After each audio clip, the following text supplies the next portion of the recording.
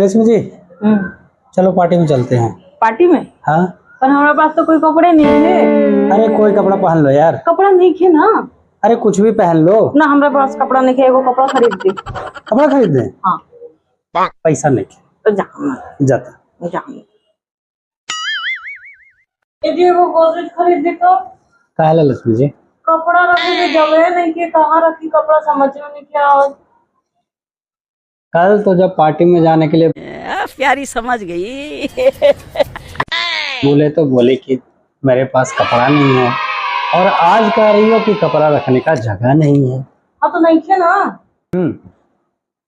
हर ladies का एक ही problem है, कहीं जाना हो तो पहनने के लिए कपड़े नहीं है, थोड़ी देर के बाद इधर उधर कपड़े बिखरे रहेंगे, कहेगी रखने की जगह नहीं है।